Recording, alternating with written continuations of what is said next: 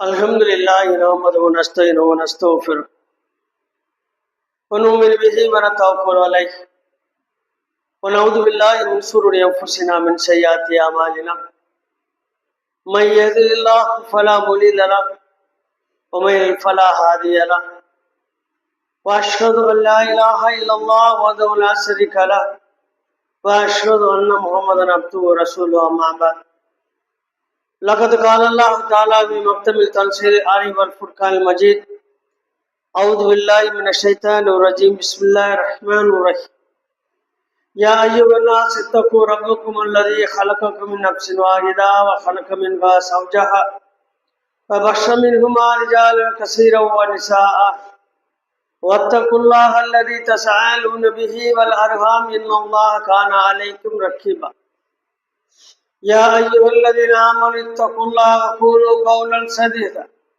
ويصلح لكم أعمالكم ويغفر لكم ذنوبكم ومن يطع الله ورسوله فقد فاز فوزا عظيما يا أيها الذين آمنوا اتقوا الله حق تقاته ولا تموتن إلا وأنتم مسلمون اللهم صل على محمد وعلى آل محمد كما صليت على إبراهيم وعلى آل إبراهيم إنك حميد مجيد اللهم بارك على محمد وعلى آل محمد كما باركت على إبراهيم وعلى آل إبراهيم إنك حميد مجيد அளப்பெரும் கருணையாளன் அல்லாஹ்வினை போற்றியவனாக புகழ்ந்தவனாக இந்த ஜும்மாவின் உரையை ஆரம்பம் செய்கின்றேன்.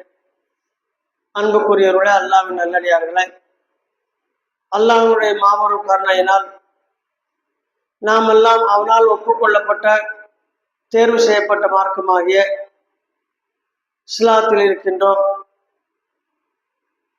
இந்த இஸ்லாத்தில் இணைந்திருக்கும் நாம் அதை முழுமையாக தெரிந்து கொள்ளாதவரை, கடைபிடிக்காதவரை வெற்றி கொள்ள முடியாது. மறுமையிலே ஒரு மாபெரும் விசாரணை ஒன்று அல்லாஹ் ரப்பல் ஆலமீன் நடத்துவான். அதில் யார் வெற்றி பெற்றார்களோ அவர்களை சுவனம் செல்வார்கள். அதில் யார் வெற்றி பெறவில்லையோ அவர்கள் நரகத்தில் தூக்கி எறியப்படுவார்கள். சூரா அன்பியா 21வது அத்தியாயத்தில் அல்லாஹ் ரப்பல் ஆலமீன் கூறுகின்றான், இக்தரப லின்னாஸி ஹிசாபஹும் வஹும் ஃபீ கஃலத்தின் முக்ரிலூன். மனிதர்களுக்கு அவருடைய கேள்வி கணக்கு விசாரணை நெருங்கிவிட்டது, ஆனால் அவர்களோ அதை புறக்கணித்து பாராமுகமாக இருக்கிறார்கள். இதுபோல ஏராளமான வசனங்கள் குர்ஆன் நெடுகிலும் காண முடியும்.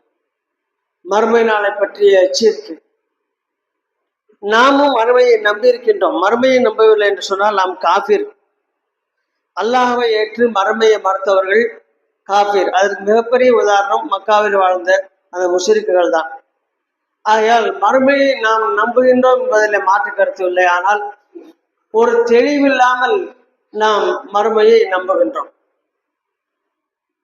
அல்லாஹ்வின் தூதர் அதிகமாக எச்சரிக்கை செய்தது இந்த பூமியில ஏற்படும் குழப்பங்களை பற்றியும், அதைவிட அதிகமாக மறுமை நாளினுடைய விசாரணை பற்றியும் அதிகமாக எச்சரிக்கை செய்தார்கள்.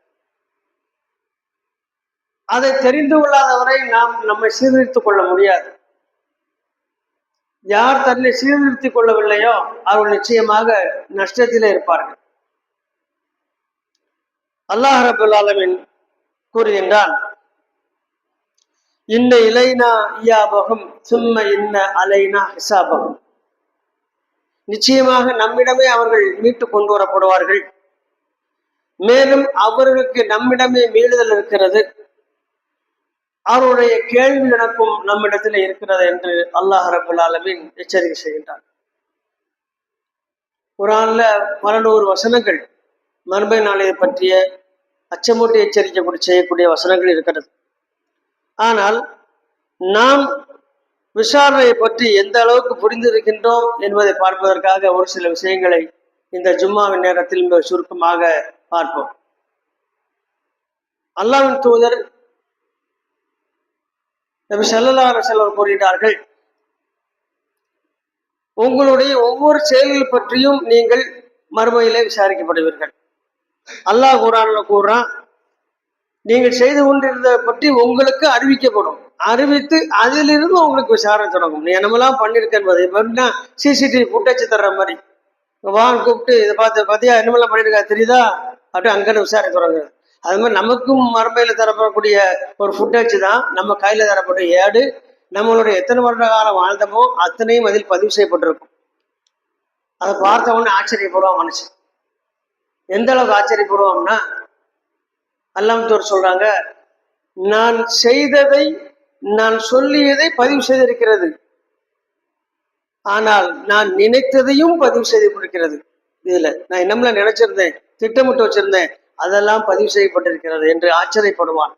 அல்லாஹ் தூதர் இன்னும் அதை விட ஒருபடி கூடுதலாக கூறினார்கள், உங்களுக்கென்று நியமிக்கப்பட்ட வானவர்கள் கிராமன் காத்திபின் என்று எடுத்தெழக்கூடியவர்கள், நீங்கள் செய்வது சொல்லுவது நீங்கள் மனதில் நினைப்பது மட்டுமல்லாமல் உங்கள் வாய்க்குள் தொண்டை குழிக்குள் ஒரு முனங்கல் முழங்கினாலும் ஒரு முனங்கல் அதையும் பதிவு செய்வார்.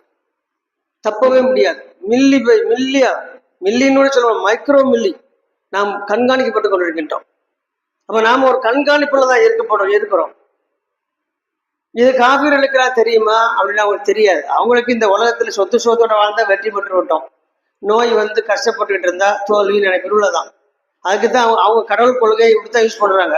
தான தர்மம் பண்ணா அந்த உலகத்துல செழிப்பா இருக்கலாம் அப்படின்னு. அவங்களுக்கு மறுமை என்பது ஒண்ணு இல்லைன்னு நினைக்கிறாங்க. அவங்களுக்கு இடுகாடு போய் கொள்வதோடு அவரோட வாழ்க்கை முடிந்து விட்டதா நினைக்கிறார்கள். ஆனால் முஸ்லீம்களாக நமக்கு நன்றாக தெரியும், அதன் பிறகுதான் வாழ்க்கை மரணமில்லாத ஒரு வாழ்க்கை தொடங்குகிறது என்று நமக்கு நன்றாக தெரியும். அப்ப அவங்களோட நாம எவ்வளவு விழிப்புணர்வோடு இருக்க வேண்டும். நம்ம அப்படி விழிப்புணர்வோடு இருக்கின்றோமா இல்ல? அதுக்குதான் ஒரு சில விஷயங்கள் நம்ம என்ன செய்யறோம் பாக்குறோம்.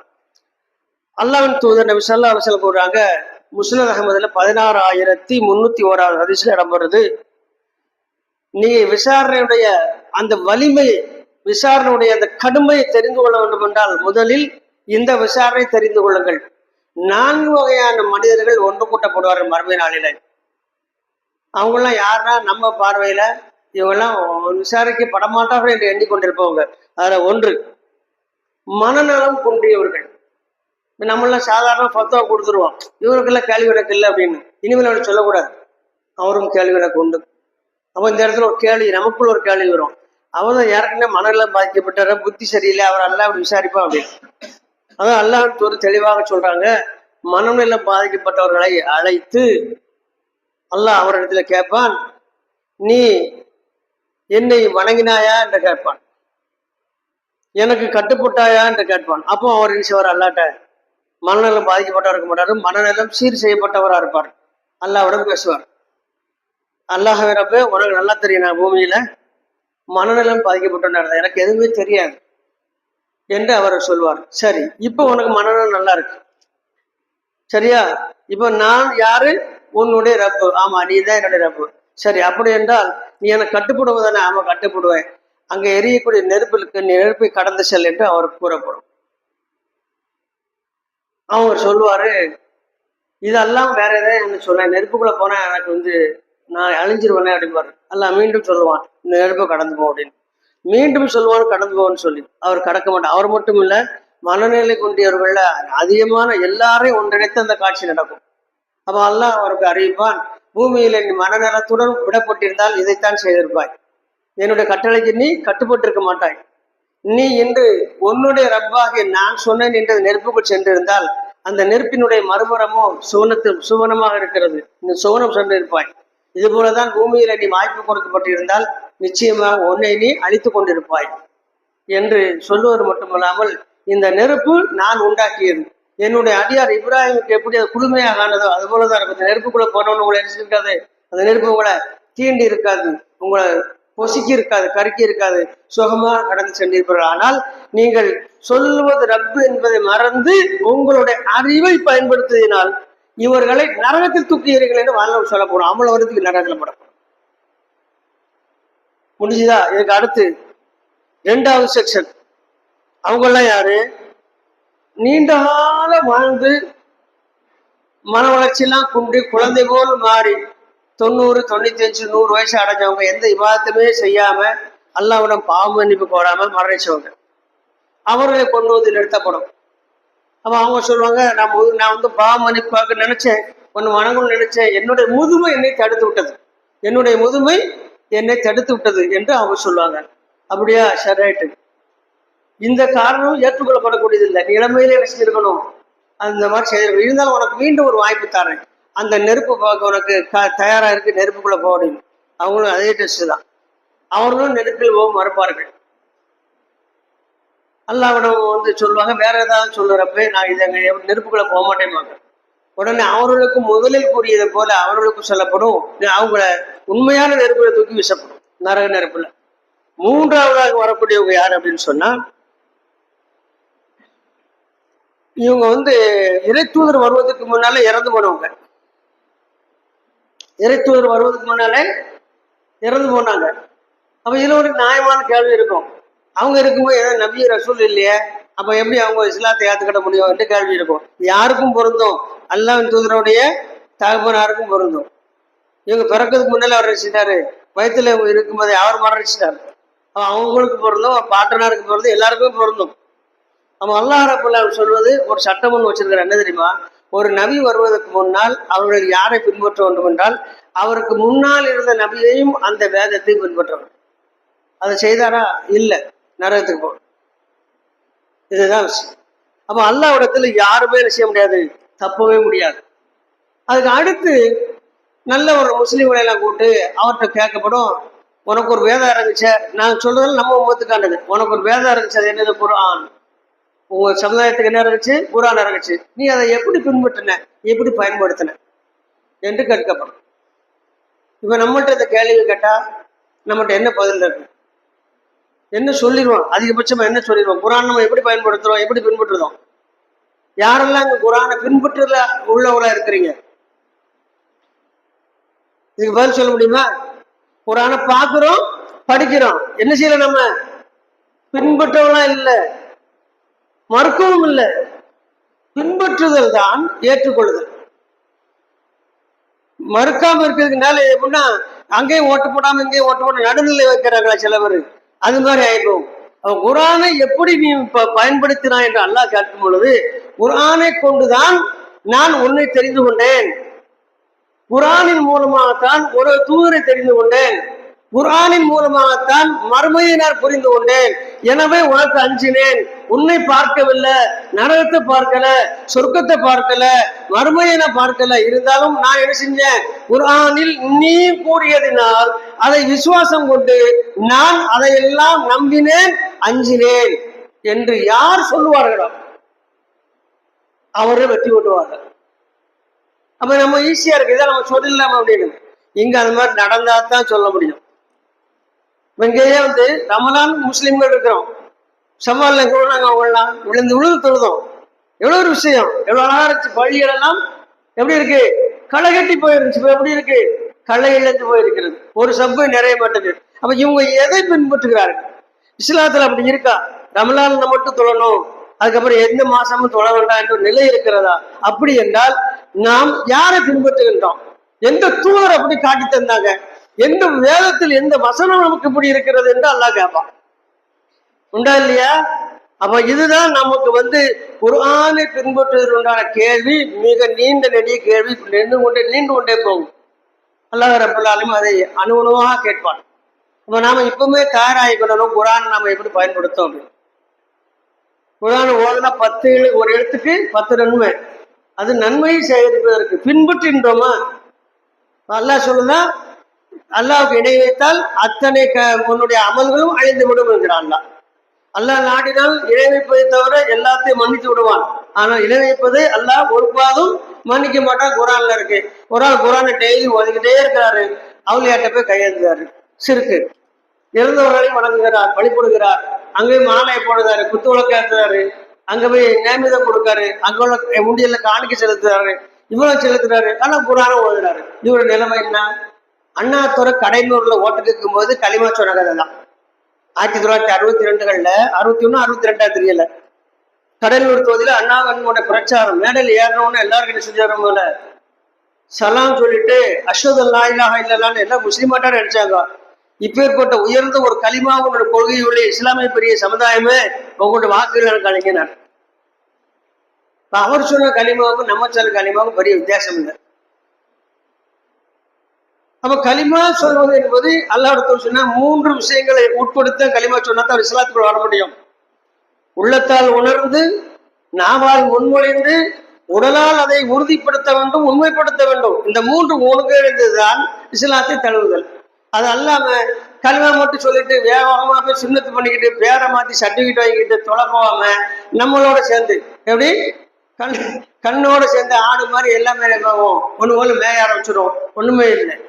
இப்போ பார்க்காங்க மாற்று மாசம் முஸ்லீம்கள் பார்க்குறாங்க, வந்து குறிப்பிட்ட நாட்கள்லாம் நினைச்சாங்க பள்ளிக்கு போறாங்க, தொழுகிறாங்க, அப்படியே போதும் அவங்க நினைச்சிட்டா அப்போ அவர் வழிகட்டத்துக்கு காரணம் யாரையா? நாம தான். ஆகையால நாம் பிறருக்கு முன்மாதிரியா இருக்க வேண்டும். இஸ்லாம்லாம் இதுதான் என்று இருக்க வேண்டும். அப்பேற்பட்ட ஒரு சூழ்நிலையில நாம் இஸ்லாத்தை கடைபிடித்தால்தான் இஸ்லாத்தில் நிலைத்திருக்க முடியும். அதற்கு மிகப்பெரிய வழிகாட்டுதலாகவும் ஊன்றுகோலாக இருப்பதுதான் குர்ஆன். இன்னும் குர்ஆனை பற்றி நம்ம சொல்லணும்னு சொன்னா, அல்லாஹ் கொடுத்த மக்கள் அந்த சஹாபா பெருமக்கள் கேட்டாங்க, அல்லாஹ் தூதரே, ஒவ்வொரு நபிகளுக்கும் ஒவ்வொரு அற்புதங்கள் நடந்திருக்கும், உங்களுக்கு ஏராளமான அற்புதங்கள் நடந்திருக்கு, அதுல மிகப்பெரிய அற்புதம் எதுன்னு கேட்டாங்க. மிகப்பெரிய அற்புதம் எதுன்னு கேட்டாங்க. அல்லாஹ் தூதர் வாழ்க்கையில் மிகப்பெரிய அற்புதம்லாம் நடந்திருக்கு. நமக்கு வந்து 2-3 தான் தெரியும், அதை மட்டுமே நான் சொல்றேன். சந்திரனை பிளந்தது, அல்லாஹ்வுடைய தூதர் போகும்போது கல்லு சலாம் சொல்லும். அல்லாஹ்வுடைய தூதர் ஒரு மரத்தை பார்த்து வானம் கூட்டா வரும், திரும்ப அந்த இடத்துல நில்லுனா நின்றுக்கணும். அது மாதிரி நிறைய இடங்கள்ல பண்ணி காட்டியிருக்காங்க, ஏராளமானது. 2 சஹாபாக்கள் நடு இரவு வீட்டுக்கு செல்லணும், பூமி இருக்கு, அல்லாஹ் நாங்க எப்படி வெளியே வீட்டுக்கு போறது அப்படின்னு. கொஞ்ச நேரம் அமைதியா இருந்தாங்க, இருங்கன்னு சொல்லிட்டு உள்ளுக்குள்ள என்ன செஞ்சாங்க, 2 குச்சியை ஒடிச்சு கொண்டாந்து கொடுத்தாங்க. 2 குச்சியை ஒடிச்சு கொண்டாந்து கொடுத்துட்டு, முதலில் வீட்டில் யார் வீடு இருக்கிறாரு, என் வீடுங்கிற ஒரு ஆளு, நீங்க இந்த குச்சி என்ன செய்யுங்க, நிலத்தில் காட்டுங்கன்னாங்க. நிலத்துக்கு காட்டணும். இப்போ அடிக்க டார்ச் மாதிரி அடிச்சு வந்து ஒளி வருது, அந்த ஒளியில 2 பேர் செய்யறாங்க. அவர் வீட்டு வரைக்கும் போயிட்டு அவர் வீட்டு பக்கம் போகணும்னா அது ஆஃப் ஆயிருது. அதுக்கப்புறம் இன்னொருத்தர் கையில வச்சு இந்த குச்சியில இருந்து ஒளி வருது, அந்த வெளிச்சத்துல அவர் வீட்டுக்கு போற, அதுக்கப்புறம் ஒளியே வரல. இது மாதிரி ஏராளமான அற்புதங்களை அல்லாஹ் செய்து காட்டியிருக்கிறாங்க. அல்லாஹ்வுடைய அனுமதியின் பேரில அல்லாஹ் நிகழ்த்தி காட்டியிருக்கின்றான். ஏராளமான சிறிதள ஒரு சின்ன ஒரு செம்புக்குள்ள பாலை வச்சு 70-80 பேர் குடிக்க வச்சிருக்கிறாங்க. ஒரு கவனம் உணவுல 1000 பேர் உணவு வச்சிருக்கிறாங்க கந்தத்துவத்துல. இந்த மாதிரி ஏராளமான இருக்கு. அபூ ஹுரைரா ரலியல்லாஹு எனக்கு அடிக்கடி பசி வருது, அல்லாஹ் தூதரே, நான் நினைக்கும் போதெல்லாம் பேரிச்சம்பழம் சாப்பிடணும், எனக்கு ஏதாவது ஒரு வழி சொல்லுங்களேன்னு. அல்லாஹ் சிரிச்சுட்டே வீட்டுக்குள்ள இருந்து ஒரு சின்ன ஒரு சுருக்கு பைய கொண்டாந்தாங்க. கொண்டாந்து அவர் முன்னால ஒரு கை பேரிச்சம்பழத்தை அள்ளி அதில் போட்டு, இதை வச்சுக்கிடுங்க, திறந்து பார்க்காதீங்க, பசிக்கும் போது கையை விட்டு எடுத்து சாப்பிட்டுக்கிடுங்க. என்னைக்கு நீங்க செய்யக்கூடாது, பைய பார்க்கவும் கூடாது, உதறவும் கூடாது.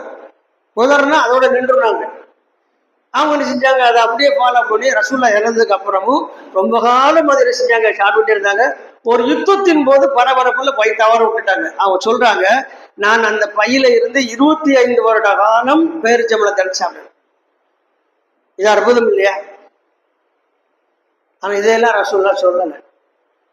அவங்க என்ன சொன்னாங்க, எனக்கு இறக்கப்பட்ட அற்புதங்கள மிகப்பெரிய அற்புதம் குர்ஆன் தான். இப்ப நமக்கு அந்த அபூ ஹுரைரா பேரிச்சம்பழ பை நமக்கு கிடைக்குமா? அந்த ஒளிரக்கூடிய குச்சி நமக்கு கிடைக்குமா? சந்திரனை பார்க்க முடியுமா? இதெல்லாம் முடியாது நம்மகிட்ட. ஆனா என்ன இருக்கு? குர்ஆன் இருக்கு. அப்போ அதை சரியா பயன்படுத்த நம்ம வாழ்க்கையில் எவ்வளவு அற்புதம் நடக்கும், எப்படி எல்லாம் நம்மை மாற்றோம். நீ மேல நாடுகள் எல்லாம் இஸ்லாத்துக்கு அலையலையா வந்துகிட்டு இருக்கிறாங்க. பெரிய பெரிய சர்ச்சில் உள்ள பாதியார்கள்லாம் கூட்டமா வந்துகிட்டு இருக்காங்க. அந்தந்த மகல்லா ஜமாத்தோடு அப்படியே வராங்க.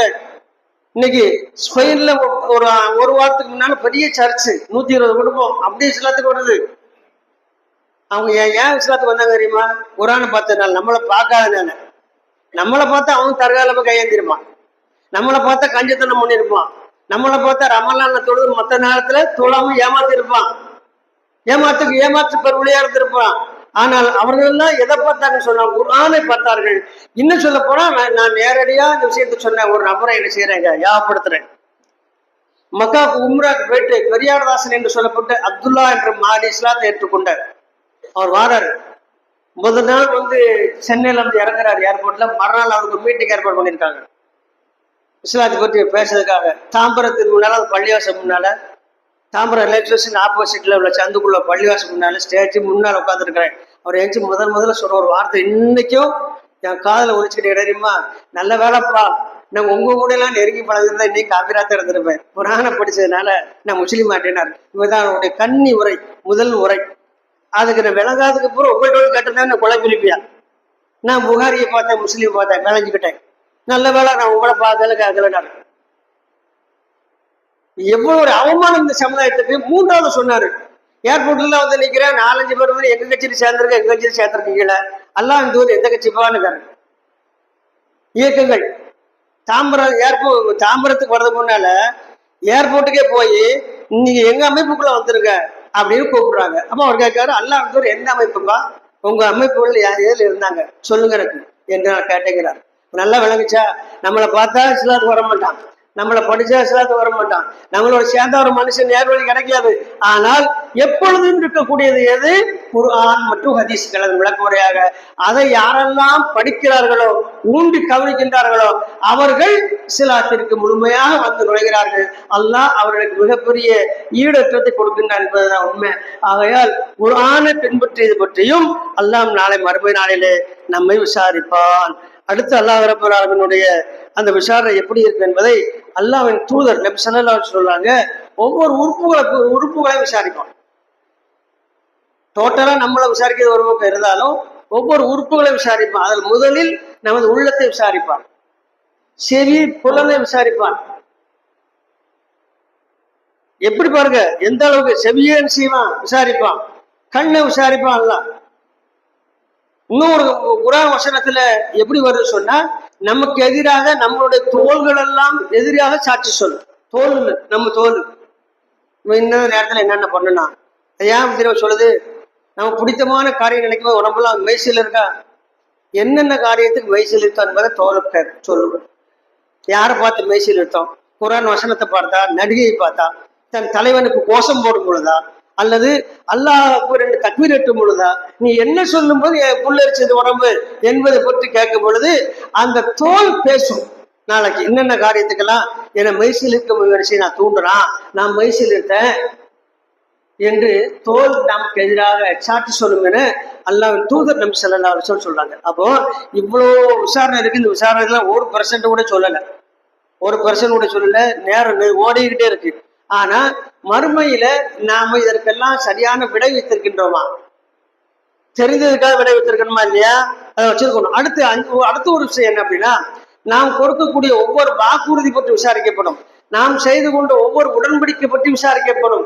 யார் வாக்குறுதி மாறு செய்தார்கள், யார் உடன்படிக்கையை முறித்தார்கள் என்பதை பற்றி விசாரிக்கப்படும். உடன்படிக்கையை முடிப்பவர்களும் வாக்குறுதியை நிறைவேற்றாதவர்களும் அவர் முனாஃபிக்களுடைய கூட்டத்தில் சேர்ந்தவர்களாக ஆகிவிடுவார்கள். ஆகையால் அந்த விஷயத்துல நாம் மிகவும் கண்ணியமாகவும் கவனமாகவும் நடந்து கொள்ள வேண்டும் என்று அல்லாஹ்வின் தூதர் நபி ஸல்லல்லாஹு அலைஹி வஸல்லம் சொல்றாங்க. நீ வாக்குறுதி விஷயத்துல நம்ம எப்படி இருக்கிறோம், உடன்படிக்கை விஷயத்துல எப்படி இருக்கிறோம், இதை நாம என்ன செய்யணும், கண்டிப்பா பார்க்கணும். இப்படி ஒவ்வொரு காரியத்தையும் பார்க்க வேண்டும். இன்னைக்கு நம்ம எடுத்துக்கிட்டா அல்லாஹ் சொல்றாங்க, நீங்க பொய் சொல்லிக்கிட்டே இருக்காதீங்க, எதுக்கு எடுத்தாலும் பொய் சொல்லிக்கிட்டே இருக்காதீங்க. பொய் சொல்லும் பொழுதெல்லாம் உங்களுடைய பெயர் பொய்யருடைய பட்டியலில் என்ன செய்யும், பதியப்பட்டு கொண்டே இருக்கும். நீண்ட நாள் அதை நீங்க பொய் சொல்லும் பொழுது இறுதியாக பொய்யர்கள் பட்டியலில் நிரந்தரமாக இடம் பிடித்து விட்டால் பொய்யர்கள் தங்கும் இடம் நரகம், அங்க போயிருக்கிறாங்க. அப்ப நமக்கு இன்னைக்கு பொய் இல்லாம என்னது வாழவே முடியாது. சொல்வதற்கு எதை எடுத்தாலும் பொய். 10 நிமிஷத்துல வாராங்கிறோம், 10 நிமிஷத்துல வாராங்கிறோம். இது பொய் பிளஸ் வாக்குறுதி. எவ்வளவு நேரத்துல போறோம்?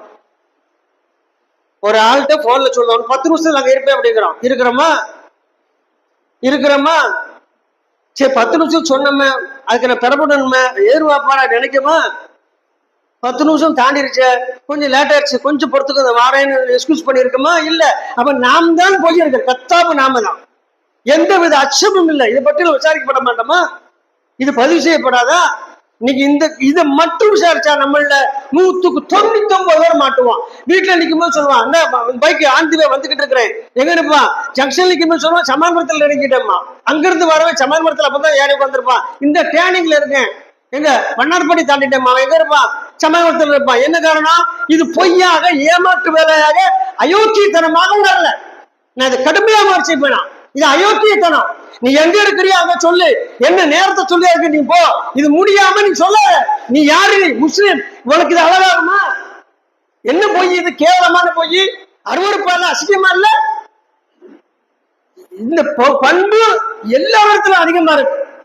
இதை பற்றி எந்த கூச்ச உணர்வும் இல்லை, வெக்க உணர்வும் இல்லை. ஐயோ நம்ம சொன்ன மாதிரி போக முடியல என்று இல்லை. ஏன் இல்லை தெரியுமா? இந்த பயிற்சியை எங்க எடுத்திருக்கணும்? தொழுகை இக்காமத்து சொல்லும்போது சப்பல் என்று எடுத்திருந்தா கரெக்டா, தவறாம தொழுது இருந்தா அந்த பயிற்சி அங்க வந்திருக்கும். நமக்கு தான் அப்படி இல்லையே. முன் சுண்ணத்தை பின் சுண்ணத்தை ஆக்கி தொழுது நம்ம தானே கில்லாடியா? சொன்னாங்க முன் சுண்ணத்து ரொம்ப மிக முக்கியமானது. இந்த உலகத்துல மிகப்பெரிய செல்வங்களை விட அது மிக சிறந்தது. யாருக்கா உங்களுக்கு முன் சுண்ணத்தை தொழுகிறதுக்கான டைம் இல்ல, தவற விட்டுட்டீங்கன்னா நீங்க பின்னாலேயா எடுத்து தொழுகிறாங்க. எப்பமாவது ஒரு தடவை. இன்னைக்கு சில பேர் அதை வழக்கமா வச்சிருக்கிறாங்க. எந்த விதமான குற்றம் இல்லாம நிதானம் வந்து நின்று நல்ல பஜர் முடிச்சுட்டு செய்யறது முன் சுண்ணத்தை பின்னால தொழுகிறது. இது எப்படி ஏற்றுக்கொள்ளப்படும்? இது ஏன் இந்த நிலைமைன்னு சொன்னா, நாம எடுத்துக்கொண்ட பயிற்சி தவறான பயிற்சி. நிறைய பேருக்கு இந்த குணம் இருக்கு. முன் சுண்ணத்துக்கும் இக்காமத்துக்கும் இடையில எவ்வளவு டைம் நமக்கு தேவை? 5 நிமிஷம். நீங்க அந்த 5 நிமிஷத்துக்கு முன்னால வீட்டுல கிளம்பிருந்தா இது ஒரு பெரிய ஒரு காரியமா? ட்ரெயினை பிடிக்க போல பிளைட்டு கிளம்புறதுக்கு எத்தனை மணி நேரத்துக்கு முன்னால போர்டிங் முடிக்கணும்? 1.5 மணி நேரத்துல இருந்து 2 மணி நேரத்துக்கு முன்னால உள்ள போய் இருக்கணும், போர்டிங் வாங்கிட்டு இருக்கணும். ஆனா அதுக்கு 3 மணி நேரத்துக்கு முன்னால அந்த ஊர்ல காத்து கிடக்குமே சூட் கேஸ் வச்சுக்கிட்டு. நம்ம பிளைட்டுக்கான அந்த டிஸ்பிளேல வந்திருக்க நம்பரே வந்திருக்காது. அங்க உள்ள போலாம்னு கேட்டுட்டு ஏர்போர்ட்ல நம்ம போய் இந்த கூத்துல பாருங்க. 5 மணி நேரத்துக்கு முன்னால உள்ள போய் ஆசைப்படலாம். ஆனா பள்ளி பக்கத்துல வாங்க சொல்லும்போது தூங்குறேன், இக்காம சொல்லும்போது அப்பதான் தடப்படுது. அங்க போய் செய்யற நின்றுட்டு சோம்புத்தனமா தொழுது. அல்லாஹ் சொல்றான், அல்லாஹ் ஏமாற்றக்கூடிய முனாஃபிக்குகள் அவர் சவ்வுகளில் நின்னால் சோம்பலுடன் தொழுகையில நிற்கிறார்கள். குர்ஆன் வசனம் சூரத்துல் நிசாவுல இறுதி பகுதியில பாருங்க. அல்லாஹ் அடையாளமா சொல்லுவான், சோம்பலோடு தொழ போறது யாருங்கிறான்? முனாஃபிக்கோட பண்புங்கிறான். நீங்க நம்மள அதிகமான மக்களுக்கு அந்த மாதிரி சூழ்நிலைக்கு மாற்றிக்கொள்ளுங்கள். எனவே அல்லாஹை நம்புவதா இருந்தால் மறுமையை நம்ப வேண்டும், மறுமையை நம்புவதா இருந்தால் விசாரணை நம்ப வேண்டும், விசாரணை நம்புவதா இருந்தால் விசாரணைக்காக நம்மை தயார்படுத்திக் கொள்ள வேண்டும், அல்லாஹ் அஞ்சு கொள்ள வேண்டும் என்று எனக்கும் உங்களுக்கும் மீண்டும் மீண்டும் நினைவூட்டியவனாக முதல் உரையை நிறைவு செய்கின்றேன். வாகிர தௌபானா அல்ஹம்துலில்லாஹி ரப்பில் ஆலமீன். அஸ்ஸலாமு அலைக்கும் வரஹ்மத்துல்லாஹி வபரகாத்துஹு.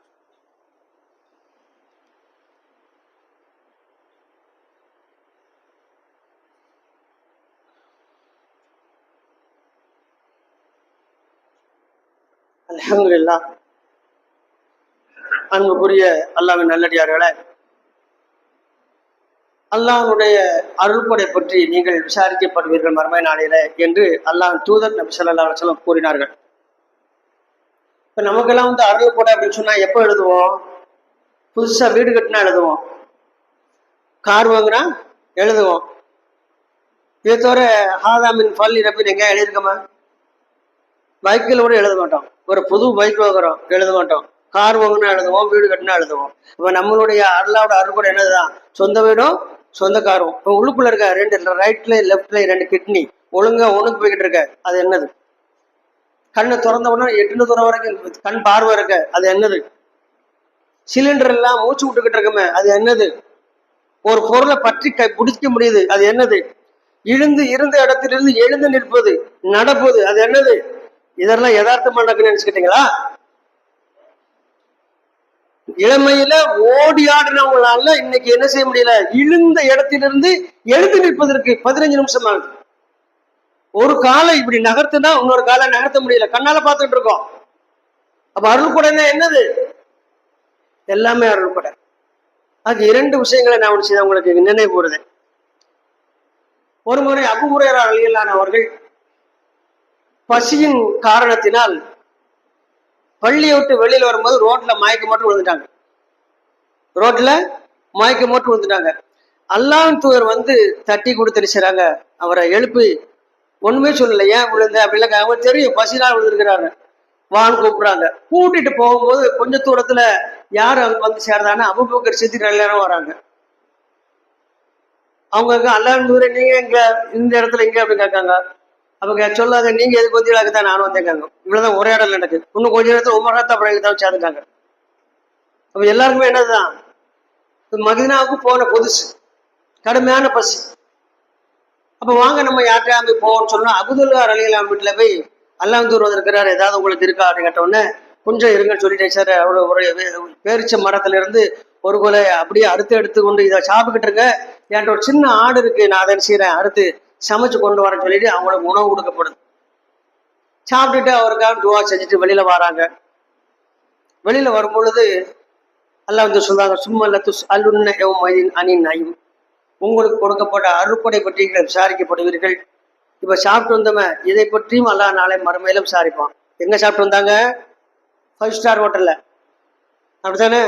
கும்முருட்டுக்குள்ள குறையா சாப்பிட்டு நிறைய பில் கொடுக்குற ஹோட்டல்ல சாப்பிட்டு வந்தாங்க. எங்க சாப்பிட்டு வந்தாங்க? பசியினால கிறங்கி விழுந்த ஒரு மனிதனை எழுப்பி அவங்களும் பசியோட தள்ளாடி போய் ஒரு நபித்தோழர் வீட்டுல இருந்ததை வாங்கி சாப்பிட்டு சொல்றாங்க, இதை பற்றியும் அல்லாஹ் உங்களை விசாரிப்பான். அப்ப உமர்கத்தா பயந்துருக்காங்க, இதை பற்றியுமா அல்லாஹ் விசாரிப்பான்? இது அருள் கூட இல்லையா? நீங்க எந்த அருள் கூட அல்லாஹ் இடத்துல மறுக்க பாக்குறீங்க? இது அருள் கூட இல்லையா? நீங்க பசித்து மயக்க நிலைக்கு வரதுக்கு முன்னால ஒருவரின் மூலமா உணவளிச்சானே, இது அருள் கூட இல்லையா? நிச்சயமா விசாரிக்கப்படுவீங்க என்று அல்லாஹ் சொன்னால், நானும் நீங்களும் எவ்வளவு நீள விசாரணைக்கு உட்படுத்தப்படுவோம். இன்னும் ஒரு சம்பவம் நடக்கு. என்ன பண்ண, ஒரு யூதர் குஷ்டரோகியா இருக்காரு, ஒரு மரத்தடியில் இருக்கிறார். குஷ்டரோகி மரத்தில் இருக்க பழைய கந்தலான போர்வையை மூடிக்கொண்டிருக்கிறாரு. அவரை கடந்து செல்லும் போது உமர்கத்தா இருக்காங்க, அல்லாஹ் தூதரே எல்லாத்தையும் பத்தி விசாரிக்கப்படுவீங்க, இவருக்கு என்ன விசாரணை? இவர் என்ன அனுபவிக்கலையே, இவரு எதையுமே அனுபவிக்கலையே, இவருக்கு என்ன விசாரணை? அப்ப நமக்கு தெரியும் இது நியாயமான கேள்வி. அல்லாஹ் சிரிச்சுட்டாரு. அவரை உண்டு ஒழுங்கான முறையிலே மலம் கழித்து அவர் உண்டு ஒழுங்காக சிறுநீர் கழித்தால் அது பற்றி விசாரிக்கப்படுவார். தப்ப முடியாது, விசாரணையில் தப்ப முடியாது. இன்னைக்கு உலக விசாரணைலாம் இருக்க, இடி இன்கம் டேக்ஸ் ரேட் எல்லாம் இருக்குல்ல, அதெல்லாம் மேட்டரே இல்லை. அதுக்கெல்லாம் நிறைய சொல்யூஷன் இருக்கு.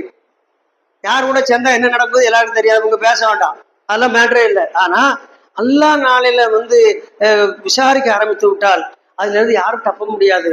அந்த விசாரணைக்கு நாம் தயார்படுத்தி கொண்டு இருக்கின்றோமா?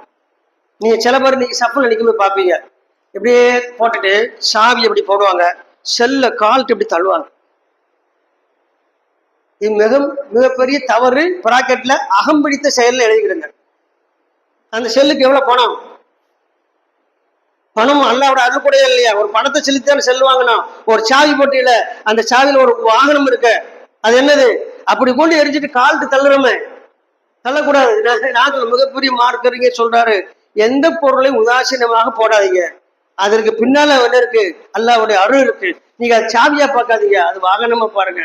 ஒரு செல்போனை பார்க்காதீங்க, அதுக்கு பின்னால ஒரு உலகம் இருக்கு, அதை அல்லாஹ் உங்களுக்கு தந்திருக்கிறான், அதை நீங்க பாருங்க. எதையுமே உதாசீனப்படுத்தார்கள், இது பற்றி விசாரிக்கப்படுவார்கள் என்று சொல்றாங்க. கல்வியை உங்களை எவ்வளவு பதப்படுத்திருக்கு பாருங்க, பக்குவப்படுத்திருக்கு பாருங்க. நீ நம்மகிட்ட எப்படி இருக்குது? எந்த பக்குவமும் இல்லாம நாம இருக்கிறோம். ஆகையால் அன்புக்குரியவரே, வரும் காலங்களில நாம குறைவாக என்ன செய்யணும்? சிரிக்க வேண்டும், அதிகமாக செயல்பட வேண்டும், குறைவாக பேசுறதெல்லாம் குறைச்சிட்டாலே போதும். நீங்க நம்ம பேசுறது கூட பயனற்ற பேச்சுகள் தான் அதிகம் பேசுறோம். இந்த பயனற்ற பேச்சுகள் பேசும்பொழுது சிந்தனை சக்தி நமக்கு தடுக்குது. ஆகையால ஒவ்வொரு வார்த்தைகளும் பதிவு செய்யப்படுகிறது தெரிந்தவுடனே நாம் நாவிலிருந்து வரக்கூடிய வார்த்தை அதை பதிவு செய்தால் நமக்கு நன்மையா தீமையா என்பதை நாம் சிந்திக்க வேண்டும். நாம் செய்யக்கூடிய செயல் பற்றி விசாரிக்கப்படுவோம் என்று தெரிந்துவிட்டால் அந்த செயல் நமக்கு நன்மையா தீமையா என்பதை நாம் நினைக்க வேண்டும். இவ்வாறு ஒவ்வொன்றாக நினைக்கும் பொழுது நான் எப்படி மாறிவிடும் சொன்னா, ஒரு பக்குவம் அடைந்த மனிதராக மாறிவிடுவோம். ஆகையால இன்ஷா அல்லாஹ் இனிவரும் காலங்களில நமக்கு அல்லாஹ் எதையெல்லாம் கொடுத்திருக்கின்றானோ அதையெல்லாம் நமக்கு எதிராக ஆக்காமல் நமக்கு சாதகமாக ஆக்கக்கூடியதாக மாற்றிக்கொள்ள வேண்டும். அதுதான் மார்க்க கல்வி, அதுதான் அறிவுடைமை, அதுதான் புத்திசாலித்தனம். ஆகையால் அது போன்ற சிறந்த பக்குவமுள்ள மக்களாக அல்லாஹ் ரப்பில் ஆலமீன் நம்மை ஆக்கியுள்ள வேண்டும். எல்லாத்துக்கும் மேலாக இறுதியாக ஒரே ஒரு சிறிய செய்தியை சொல்லி நான் நிறைவு செய்தேன். என்ன அப்படின்னு சொன்னா, உரிமைகள், பிறர் உரிமைகள் விஷயத்துல ரொம்ப ஜாக்கிரதையா இருக்கு. பிறர் உரிமை விஷயத்துல ரொம்ப அபு மூசா என்ற நபித்தோழர் அவருடைய அடிமையை அடிக்கிறாங்க. அவர் ஏதோ தப்புன்ட்டார், அடிக்கிறாங்க. பின்னால இருந்து ஒரு சத்தம் வருது, அபு மூசாவை என்று. அவர் அதை கவனிக்காம அடிக்கிறாரு. அந்த சத்தம் கடுமையான முறையில் அபு மூசாவை என்று அதட்டும் குரலாக மாறிவிடுகிறார். அவர் பார்க்கிறாரு, இது யாரு? அல்லாஹ் தூதர் போற, அல்லாஹ் தூதர் சத்தமே போட மாட்டாங்களே. திரும்பி பார்த்து அல்லாஹ் ஒரு கோபத்தில் நிற்கிறாங்க. அப்போ சொன்ன என்ன சொன்னாங்க, ஏன் அவனை அடிக்கன்னு கேட்கல, இன்னும் நீ அறியாத காலத்திலிருந்து வெளியே வரலையா? நான் உங்களுக்கு இந்த மாதிரி பயிற்சியா கொடுத்துருக்கிறேன். நாம் எல்லாம் அல்லாவை சந்திக்கக்கூடிய கோவில் இல்லையா? மறுமை நம்பக்கூடியவங்க இல்லையா? அப்ப நாம இன்னும் இருண்ட காலத்துல இருக்கணுமா? அவரை ஏன் அடிக்கிற? தவறு செய்தால் மன்னித்து விடு, இது தெரியாது என்று அறிவுரை கூறு என்று அந்த இடத்துல கடுமையாக சொன்னாங்க. ஒரு அடிமைய அடிக்கிறத கூட அல்லாஹ் தடுக்கிறாங்க, எச்சரிக்கிறாங்க. இன்னைக்கு நாமெல்லாம் அடுத்தவங்க விஷயத்துல நம்மகிட்ட எந்த அடிமையும் இல்லை. நாம அவனை யார்கிட்ட செய்வோம்? வாலின்ற அடிமையா வேற விஷயம், நமக்கு அடிமை இல்லை. ஆனா யாரையுமே நம்ம என்ன செய்யக்கூடாது? வரம்பும் மீறக்கூடாது. அவங்க உரிமையை என்ன செய்யக்கூடாது? பறிக்கக்கூடாது. ரொம்ப முக்கியமான விஷயம். யாருடைய உரிமையை பறித்து விடக்கூடாது, யாரிடமும் வரம்பு மீறக்கூடாது. எந்த அளவுக்கு சொல்றாங்க அல்லாஹ் தூதர், உன்னுடைய சொந்த சகோதரராக இருந்தாலும் அவரோட அனுமதி இல்லாமல் ஒரு சாட்டையினுடைய குச்சியை எடுத்தாலும் மறுமையில் விசாரிக்கப்படுவாய். சொந்த சகோதரர் தான், அவர் ஏற்கனவே அனுமதிச்சிருந்தா சரி, அவர்கிட்ட கேட்காம உன் இஷ்டத்துக்கு விருப்பத்துக்கு எடுக்காத. அவர் நாளைக்கு அதை உனக்கு எதிராக திருப்பினால் நீ அதை பற்றி விசாரிக்கப்படுவ. ஆகையால் பிறருடைய பொருள்களில் பேணிக்கையா இருங்க, பிறருடைய காரியங்களில் பேணிக்கையா இருங்க, அதை பற்றி நீங்க மறுமையில் விசாரிக்கப்படுவது என்று அல்லாஹ் தூதர் சொன்னாங்க. இந்த பாடத்தை தான் அல்லாஹ் தூதர் நடத்தி நடத்தி நடத்தி கடைசியில் அல்லாஹ் சொன்னான், இவங்க எல்லாம் பாசு களி எல்லாம் அன்பும் வரணும் அன்பு, அவர்கள் அல்லாஹ்வை பொருந்து கொண்டார்கள் அப்படின்னு அர்த்தம். அல்லாஹ்வை அவங்க சொன்னதை ஏத்துக்கிட்டாங்க, அல்லாஹும் அவர்களை பொருந்தி கொண்டு ஏற்றுக்கொண்டான் என்ற வாழும் பொழுதே நற்செய்து கூறப்பட்ட மக்களாக அவர் மாறினார் என்றால் அவர்கள் கொடுத்த பயிற்சியும் அவர்கள் அடைந்த பக்குவம் தான். நமக்கு இந்த பயிற்சியும் இல்லை, பக்குவம் இல்லை, தாந்தோண்டித்தனமாக நடக்கிறோம். ஒவ்வொரு இடத்திலும் ஒவ்வொரு விதமாக ஒவ்வொரு முகங்களை காட்டுகின்றோம். அதையெல்லாம் மாற்றி இன்முகத்துடன் இயன்றவரை பிறருடைய விஷயங்களிலே சிறப்பாக நடந்து கொண்டு அல்லாஹ்வினுடைய திருப்தியை பெறுவதற்காக முழு முயற்சி செய்ய வேண்டும் என்று முதலில் எனக்கும் அடுத்து உங்களுக்குமாக நினைவூட்டி இரண்டாவது உரை நிறைவு செய்கின்றேன். வாஹிர் தௌபானா அனில் ஹம்துலில்லாஹி ரப்பில் ஆலமீன். அஸ்ஸலாமு அலைக்கும் வரஹ்மத்துல்லாஹி வபரகாத்துஹு. இது முதல் வாரம், மாதத்துடைய முதல் வாரம். நசிக